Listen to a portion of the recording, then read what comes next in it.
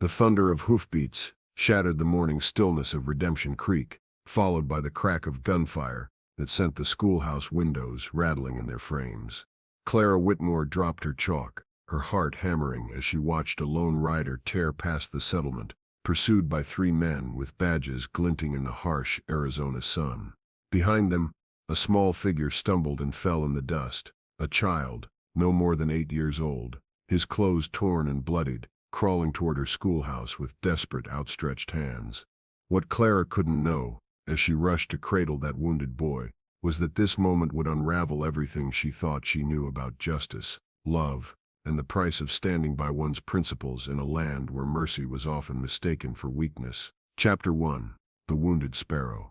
The desert heat pressed down on Redemption Creek, like the weight of unspoken sins, but inside the one-room schoolhouse, Clara Whitmore had created a sanctuary of cool shadows and gentle learning. At 28, she possessed the kind of quiet beauty that spoke of inner strength, rather than mere prettiness. Auburn hair pulled back in a practical bun, green eyes that could sparkle with laughter or flash with righteous anger, and hands that were gentle enough to soothe a crying child, yet steady enough to load a rifle when necessary. She had been writing multiplication tables on the slate board when the chaos erupted outside. Now, as she knelt in the red dust beside the collapsed child, her teacher's instincts overrode everything else. "Easy, little one," she whispered, her voice carrying the same tone she used to calm spooked horses. The boy was small for his age, with dark hair matted with sweat and eyes the color of storm clouds. A bullet had grazed his shoulder, leaving his shirt soaked with blood,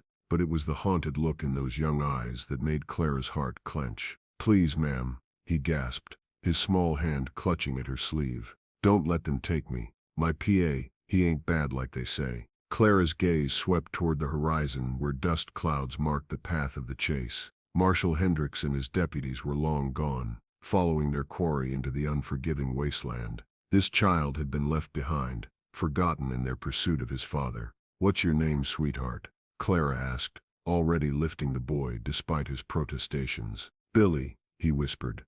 "Billy Cordova." The name hit Clara like a physical blow. Cordova.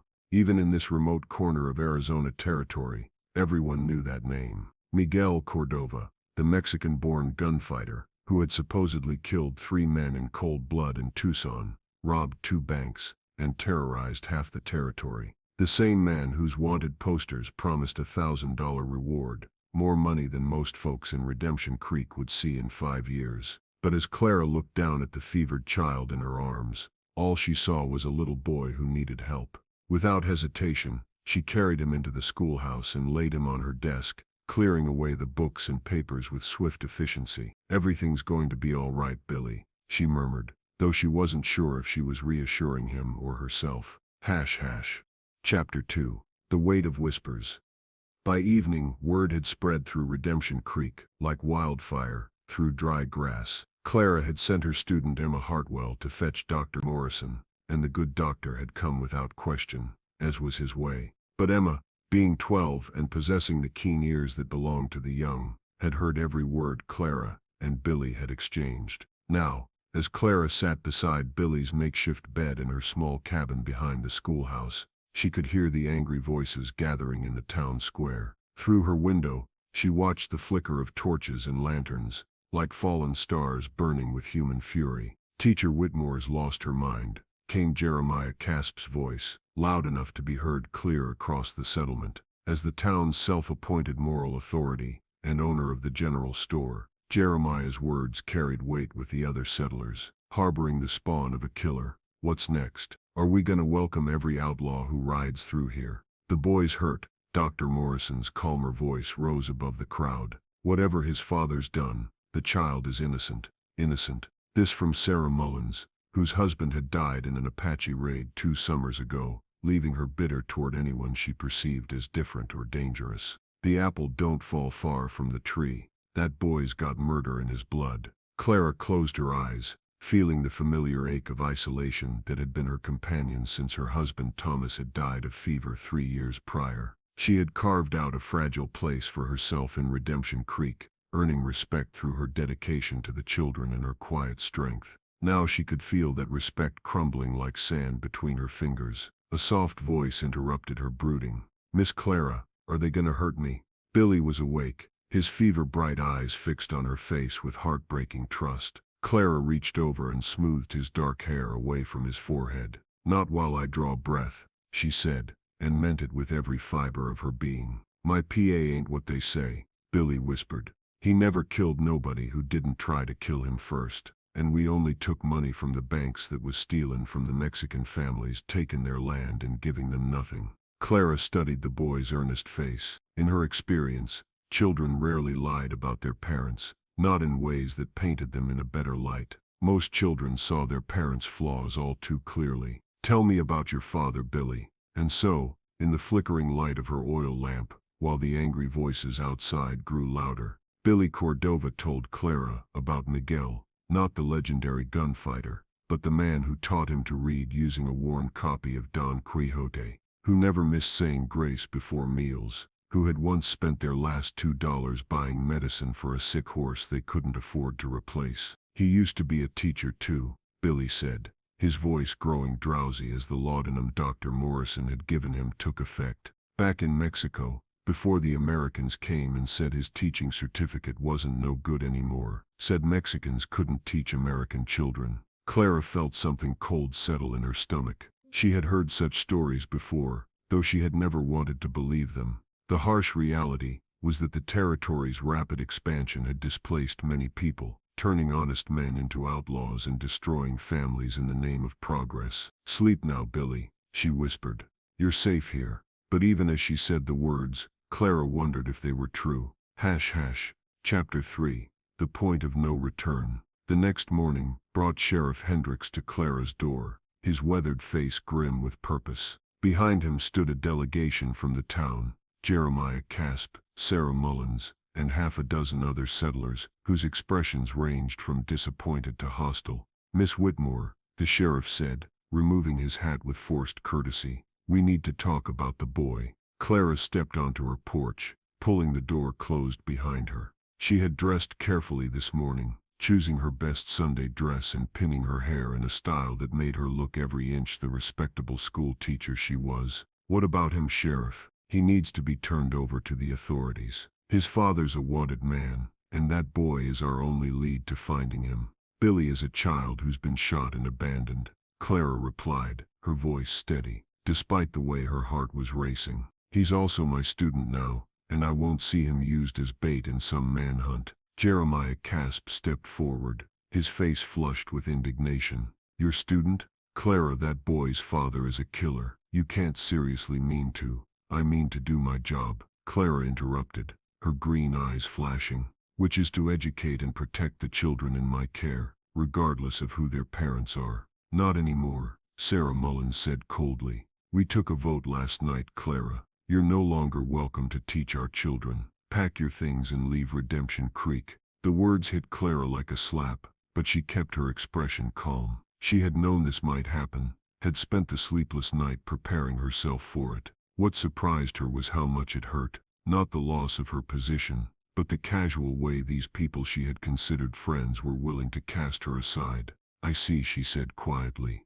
"And what of Billy? Will you throw out a wounded child as well?" "The boy goes to the territorial authorities," Sheriff Hendricks said. "Today." "No." The single word hung in the air like the smell of gunpowder after a shot. Clara could see the shock on their faces. Proper Clara Whitmore, the widow who never raised her voice or caused trouble, was openly defying them. "I'm sorry you feel that way," she continued, "but Billy stays with me until he's healed. After that, we'll leave together if that's what the town wants." Clara, Dr. Morrison's voice came from behind the crowd, and she felt a surge of gratitude as the older man pushed through to stand beside her. "The boy shouldn't be moved for at least a week. His shoulder needs time to heal properly." Sheriff Hendricks looked uncomfortable. "Doc, I understand your medical concerns, but nothing," Dr. Morrison said firmly. "I won't have a child's health endangered for the sake of politics. Give Miss Whitmore and the boy 1 week." The crowd murmured angrily, but they couldn't argue with the town's only doctor. Sheriff Hendricks nodded reluctantly. 1 week, Clara. Then the boy goes to Tucson, and you," he paused, looking genuinely saddened, "you should think about moving on." This town's got a long memory. As the delegation dispersed, Clara remained on her porch, watching the people she had called neighbors walk away from her with the finality of a closing door. Only Dr. Morrison lingered, his kind eyes full of concern. "You're taking a dangerous path, my dear," he said quietly. "Perhaps," Clara replied, "but it's the only path I can live with." Chapter 4, Revelations in the Desert. The days that followed were the longest of Clara's life. The townspeople made their feelings clear through cold shoulders and closed doors. No one spoke to her when she ventured out for supplies, and Jeremiah Casp made a show of demanding payment in advance for everything she purchased. But it was the children who broke her heart the most. They would peek around buildings and fences, their faces full of confusion and longing. Little Emma Hartwell actually tried to approach the schoolhouse one afternoon, only to be dragged away by her mother with a sharp scolding about staying away from that woman. Billy recovered with the resilience of youth, though Clara could see the weight of guilt in his young shoulders. He blamed himself for her troubles, and no amount of reassurance could convince him otherwise. "I'm sorry, Miss Clara," he said on the fourth day, tears streaming down his cheeks. "I ruined everything for you. Maybe I should just go." "Hush," Clara said, pulling him into a gentle embrace. "You have nothing to apologize for. I made my choice with open eyes, Billy. I'd make it again. But why? Why would you help someone like me?" Clara was quiet for a long moment, remembering her husband Thomas and the principles he had lived by, principles that had made her fall in love with him in the first place. "Because that's what decent people do," she said finally. "They help each other, regardless of the cost. And because I believe your father loves you, and love makes people do extraordinary things, both good and bad." It was on the sixth day that everything changed. Clara was hanging laundry behind her cabin when she saw the lone rider approaching from the east, silhouetted against the afternoon sun. Something about the way he sat, his horse, the careful way he surveyed the town before approaching, made her pulse quicken. Billy saw him too, and went rigid beside her. "Pa," he whispered. Miguel Cordova was not what Clara had expected. Oh, he was dangerous. That much was clear from the way he carried himself, and the well-worn pistol at his hip. But he was also younger than she had imagined, perhaps 35, with intelligent dark eyes, and prematurely silver streaking his black hair. His clothes were dusty from hard travel, but they were clean and well-mended. This was not the wild animal the wanted posters portrayed. He dismounted 50 yards away, his hands clearly visible, and walked slowly toward them. "Billy," he called, his voice carrying a slight accent that spoke of education and refinement. "Mijo, are you hurt?"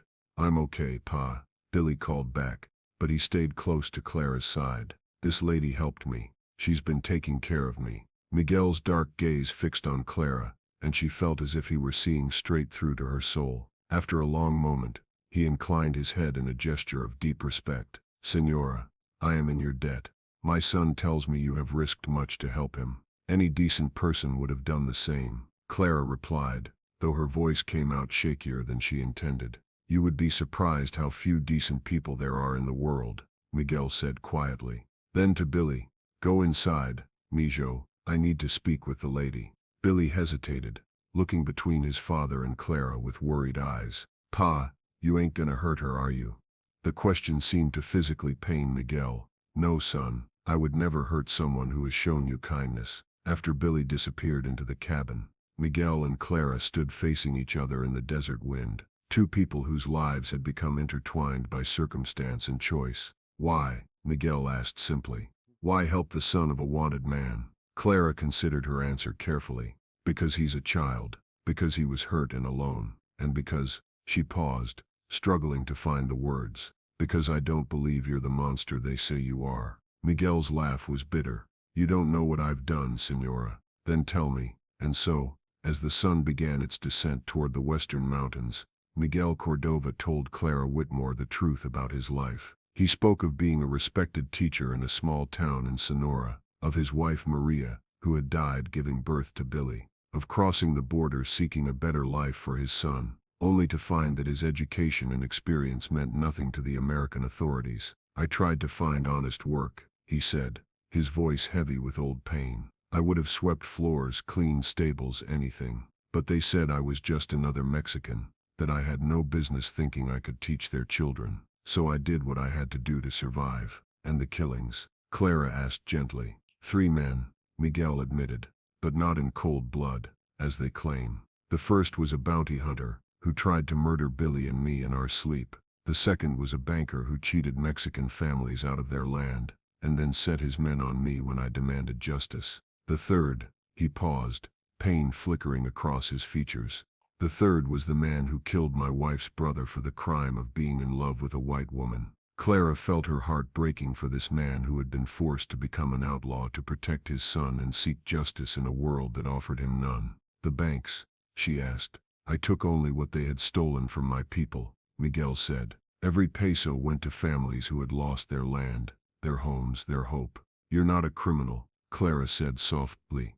You're a man who was pushed too far. The law sees no difference, Miguel replied. And now, because of me you have lost your place here. Billy told me what the townspeople did. Clara shrugged, though the gesture felt forced. I've lost jobs before. I'll find another. Where will you go? The question hung between them, heavy with implications that neither was ready to acknowledge. Clara had been asking herself the same thing for days, with no good answer forthcoming. I don't know, she admitted. West maybe. California needs teachers. Miguel was quiet for a long moment, his dark eyes studying her face. When he spoke again, his voice was so soft she almost missed it.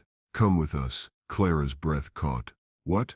Come with Billy and me. I know it's madness, but... He ran a hand through his silver-streaked hair. You've shown my son more kindness in a week than most people have shown us in years, and he cares for you. I can see it in his eyes. Miguel, I can't. I'm not, this isn't. Clara struggled to find words for the impossibility of what he was suggesting. I know, he said quickly. I know what I'm asking is insane. A wanted man, and a respectable woman. It would be a hard life, always moving, always watching over our shoulders. But Clara, may I call you Clara? You've already lost everything here because of us. At least with us, you'd have a chance at something new. Clara stared at him, her mind reeling. Everything logical and practical screamed at her to refuse, to send him away and salvage what little remained of her old life. But as she looked into his eyes, she saw something that made her pulse quicken. Not just desperation or gratitude, but the beginnings of something deeper. Something that terrified and thrilled her in equal measure. I need time to think, she whispered. Of course, Miguel said. But Clara, we leave at dawn. The sheriff will be back soon, and I won't risk Billy's safety by staying longer. That night, Clara lay awake staring at the ceiling while Billy slept peacefully in the next room, and Miguel kept watch outside.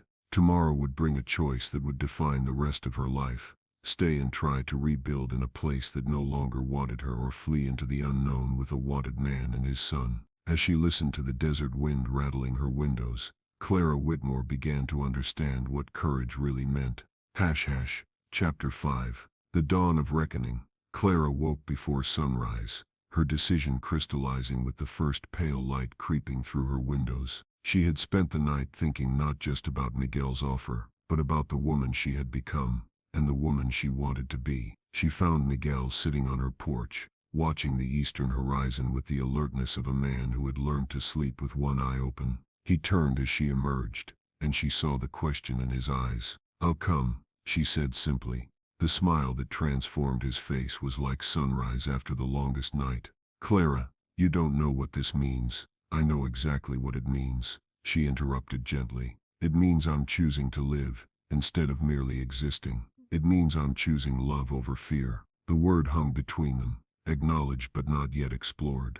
There would be time for that later, Clara hoped. For now it was enough that they understood each other. They woke Billy, who received the news with the uncomplicated joy of childhood. Within an hour, Clara had packed her few precious belongings, her husband's Bible, her mother's wedding ring, and the small collection of books that had sustained her through the loneliest nights. As they prepared to leave, Dr. Morrison appeared at the edge of her property, leading a saddled horse. Thought you might need this, he said gruffly, not quite meeting Clara's eyes. She's old, but she's got heart. Doctor, I can't. Yes you can, he said firmly. Consider it payment for all the times you've helped patch up the children. This town was too busy to notice we're hurting. Clara felt tears prick her eyes. "Thank you, Edmund, for everything."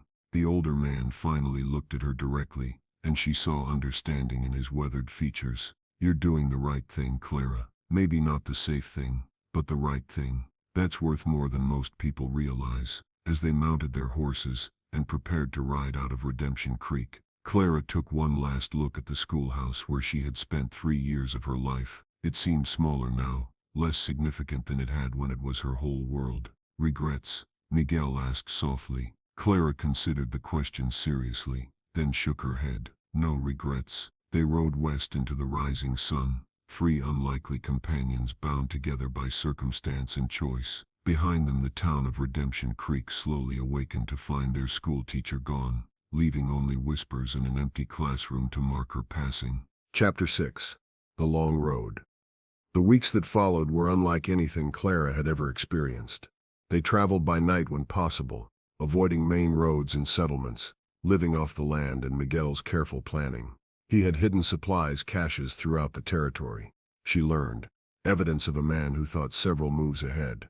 Billy thrived in their nomadic existence, his natural resilience allowing him to adapt quickly to life on the trail. He served as a bridge between Clara and Miguel, his innocent chatter filling the silences that might otherwise have become awkward. "Miss Clara," he said one evening, as they made camp beside a hidden spring, "do you miss your old life?" Clara looked up from the beans she was stirring over their small fire. It was a question she had been asking herself daily. "I miss some things," she said honestly. "I miss having a roof over my head every night, and a bathtub, and my students. But Billy, I don't miss feeling like I was slowly disappearing." "What do you mean?" Miguel, who had been cleaning his rifle, looked up with interest. Clara realized this was the first time she had really tried to put her feelings into words. "I was safe in Redemption Creek," she said slowly. "I had respect, a position, a comfortable life, but I also had limits. Things I couldn't say, couldn't do, couldn't be, because they wouldn't fit with what people expected of me. Out here, I'm discovering parts of myself I never knew existed." "Like what?" Billy asked with the curiosity of youth. Clara laughed, surprising herself with the sound. "Like the fact that I actually enjoy sleeping under the stars, and that I'm a better shot with a rifle than I ever imagined, and that I can cook over an open fire without burning everything. She's also braver than she knows," Miguel added quietly, his dark eyes meeting hers across the fire. "Not many people would give up everything they know for strangers." "You're not strangers anymore," Clara replied, and felt a flutter in her chest at the way Miguel's expression softened. The attraction between them had been growing steadily, fed by shared hardships and quiet moments of understanding. Miguel was nothing like Thomas, where her late husband had been steady and predictable. Miguel was intense and complex, shaped by experiences that had taught him to fight for everything he held dear. But it was his gentleness with Billy, and the way he spoke about his students back in Mexico with such obvious love, that truly captured Clara's heart. This was a man who understood the sacred trust between teacher and pupil, who valued learning and growth above gold or glory. One night, as they camped in the ruins of an old mission, Miguel finally spoke the words that had been building between them for weeks. "Clara," he said as they sat watching Billy sleep, "I need you to know that whatever happens between us, I will never ask you to compromise who you are. You've sacrificed enough already." Clara studied his profile in the moonlight, seeing the weight of responsibility he carried for her choices. "Miguel," she said softly, "I need you to understand something. I didn't choose this life to run away from who I was. I chose it to become who I'm meant to be, and I think I'm meant to be here, with you and Billy." When he turned to look at her, Clara saw her own feelings reflected in his eyes. Without words, without hesitation, she leaned toward him, and their lips met in a kiss that tasted of possibility and promises yet to be made. Chapter 7. The Ghost from the Past.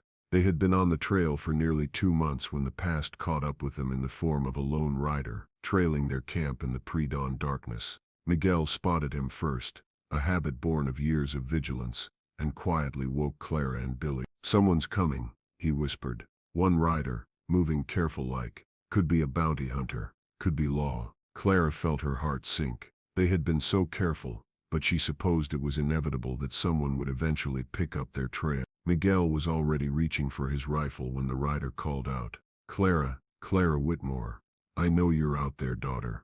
Clara gasped, recognizing the voice, despite the years that had passed since she'd last heard it. Papa, the rider emerged from the shadows, and Clara's world tilted sideways. Colonel James Whitmore sat his horse with the same military bearing she remembered from childhood, though his hair had gone completely gray and new lines marked his weathered face. "Hello, Clara," he said quietly. "You look well, Papa. What are you doing here? How did you find us?" Her father dismounted slowly, his eyes taking in Miguel's defensive posture and Billy's wide-eyed stare. "I've been tracking you for 3 weeks. As for why," he paused, suddenly looking older than his 60 years. "That's a longer story." Miguel stepped forward, his hand resting on his gun. "Colonel Whitmore, I presume your reputation precedes you." James Whitmore's eyes sharpened as he studied Miguel. "As does yours, Mr. Cordova. Though I suspect the stories don't tell the whole truth about either of us." The two men faced each other in the gray dawn light, the decorated cavalry officer and the Mexican outlaw, while Clara felt the weight of complicated history settling around them like dust. "Papa," she said carefully, "if you're here to drag me back, I'm here," her father interrupted, "because I owe Miguel Cordova a debt, and because I failed you as a father in ways I'm only now beginning to understand." The words hung in the air like smoke from a dying fire. Clara had not seen her father since Thomas's funeral 3 years ago, when he had made his disapproval of her bearing herself in that God-forsaken frontier town abundantly clear. "What debt?" Miguel asked, his voice carefully neutral. James Whitmore was quiet for a long moment, his gaze distant. When he spoke, his words came slowly, as if each one cost him something. 15 years ago, I was commanding Fort Apache when a group of Mexican farmers came seeking protection from Apache raids. They had been promised safe passage and land grants by the territorial government, but when they arrived, those promises proved worthless. The local authorities wanted them gone. Clara felt a chill of premonition as her father continued. Among those farmers was a young teacher named Miguel Cordova, recently widowed, traveling with his infant son. He spoke perfect English, had credentials from Mexico City, and was clearly an educated man. But the town council in Redemption Creek, yes, the same town where you lived, Clara, refused to even consider him for their school position, said they needed proper American teachers for their children. Miguel had gone very still, and Clara saw Billy move closer to his father. "I could have intervened," James continued, his voice heavy with regret. "I should have used my influence to ensure those families got the protection and opportunities they'd been promised. Instead, I stayed silent, told myself it wasn't my business, and within 6 months, Miguel Cordova had disappeared into the wilderness with his son, forced to become the very thing those people said he already was, an outlaw." The silence that followed was deafening. Clara felt pieces of a puzzle clicking into place, understanding finally why her father had tracked them across half the territory. "You blame yourself for what I became," Miguel said quietly. "It wasn't a question. I failed in my duty," James replied, "not just as an officer, but as a man who swore to protect the innocent." "You were a teacher, Cordova." "You deserved better from this country, from me." "And now?" Miguel asked. James Whitmore straightened, and Clara saw the military commander she remembered from childhood. "Now I'm here to offer what I should have offered 15 years ago, protection,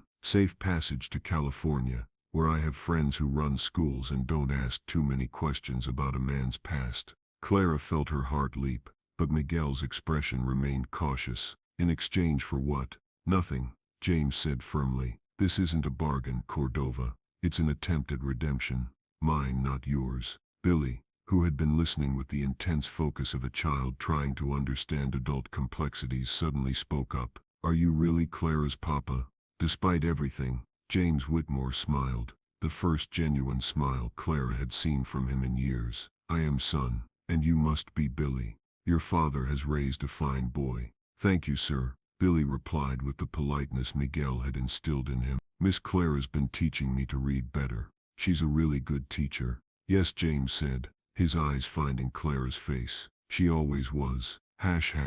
Chapter 8, Ghosts and Redemption. They made an unlikely group around the campfire that morning. The cavalry colonel, the outlaw, the teacher and the boy, sharing coffee and hardtack while trying to navigate the complex currents of past and present. I tried to find you, James told Miguel as they talked. After I realized what my silence had cost, I made inquiries, but you had vanished completely. I had to, Miguel replied. The first bounty hunter came after Billy and me when he was barely 3 years old. I learned quickly that to keep my son safe, Miguel Cordova the teacher had to die completely. And yet you never stopped teaching him, Clara observed, watching Billy practice his letters in the dirt with a stick. Miguel's smile was sad but proud. It was all I had left of who I used to be. James watched this exchange with growing understanding. Clara, when I heard what you'd done in Redemption Creek, helping Miguel's boy standing up to the whole town, I was proud of you for the first time in years. Clara felt a flutter of old pain. You were ashamed of me after Thomas died. You thought I was wasting my life in that little town. I was wrong, James said simply. I thought you were hiding from life, but you were actually living it. Teaching those children, making a difference in their lives, that was more important than anything I was doing in my grand uniform. He paused, looking at Miguel and Billy with something like wonder. And this choosing love over safety, choosing principle over comfort, this is the daughter I raised. I just forgot to see it. The conversation was interrupted by the sound of approaching horses. Miguel was on his feet instantly, rifle in hand, but James held up a restraining hand. Easy, son. Those are my men.